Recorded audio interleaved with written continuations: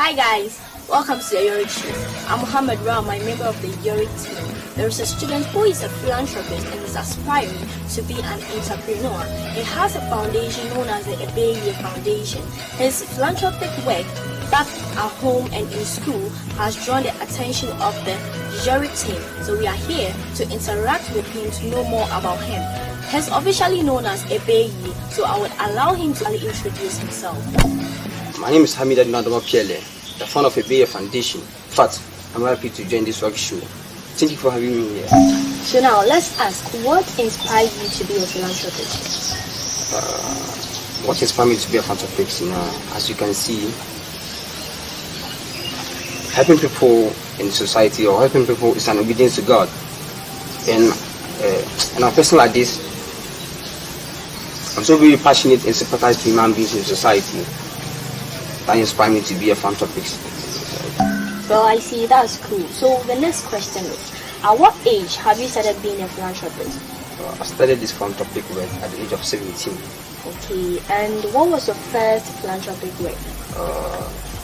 Actually, my first philanthropic work was soup sharing to old ladies and old men in society. Well, that's interesting. So why did you decide to go to the aid of these old men and then old women? Is there any philosophy behind it? Well,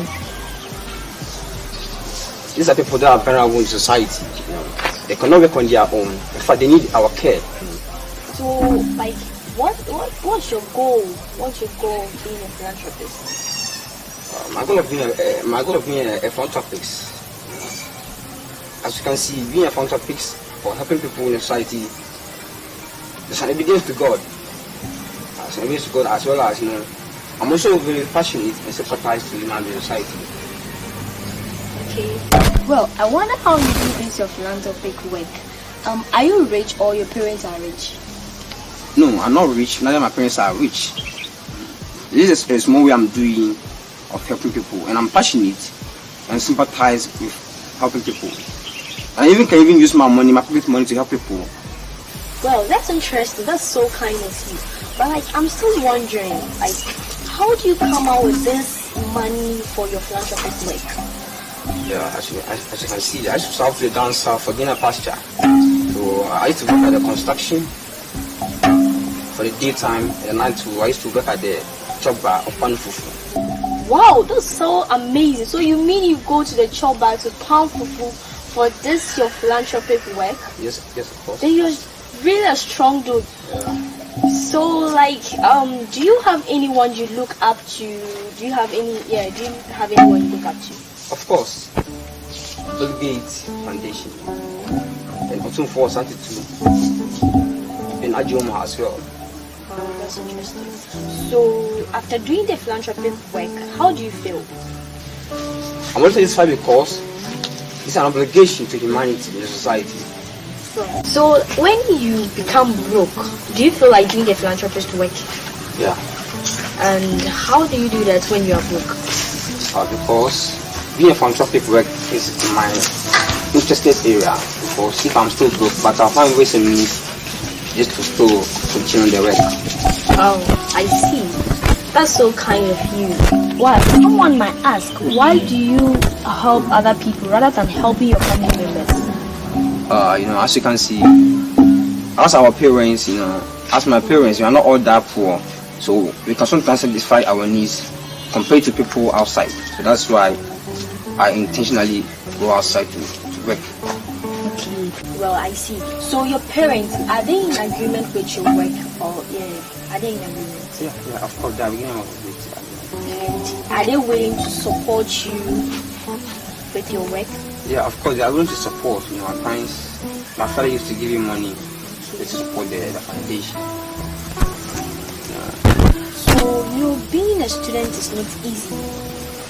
If I may ask, what course do you offer in school? Actually, I'm offering agricultural science. Agricultural science, and that is not an easy course.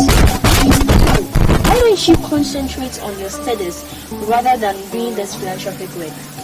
As you can see, there's one proverb that goes that basically to eat an elephant in your path is to start into little pieces.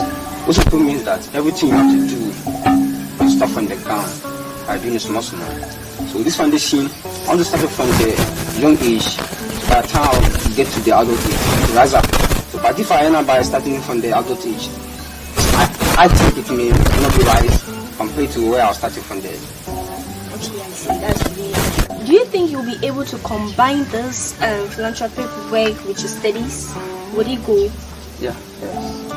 So now, when you actually gain or fulfill your dreams, and do you ever think of becoming rich, a billionaire, a millionaire? Yeah, of course. I want to be a millionaire.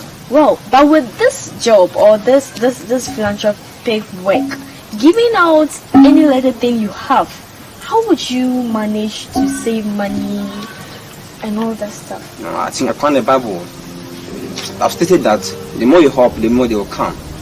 You know, yeah. As I'm intentional of giving out, I know definitely they will come more. Okay. Well, that means you might have been a very religious person, right? Oh, okay. So, like, what business do you want to go, like, to aside the philanthropic work? I want to be a commercial farmer.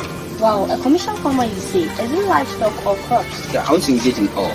Wow, okay. So, do you think you will gain money from that? Yeah, of course. You know, this is an area where people are having the misconceptions that there's no money in. But frankly speaking, there's a lot of money inside in it. Okay. It's really interesting when you did some books donations to the school library, and these type of donations are usually done by NGOs and white people. But it marvels me a lot when a student do this type of donation, and there is an information ongoing that you sewn uniforms to be donated to the students' body. Is it true? Yeah, it's true. So, is it going to be specified, like a particular student or all the students? Yeah, actually, there are specific students that I'm going to give them out. Okay, I see. So now, let me ask this question. You know, as a student, there are some certain practices that we do. Do you keep a girlfriend? You don't have a girlfriend. Why don't you have a girlfriend? I'm a girlfriend now, we waste my time. That's the reason why I just leave it aside. Well, are you sure it's not because you don't want to be channeling your mind to the girls, but rather channeling it to your philanthropic work? But sometimes, you know, these days girls are really demanding to focus on your work. Yeah. Well, I see. That's really good. Thank you for coming to the YOREC show, Ebeye Foundation, and we wish you a good luck in your adventure. Thank you for being part of this show from Dapiamasina High School. This has been the YOREC show, and I am your host, Mohammed Rama. See you another time. Bye bye.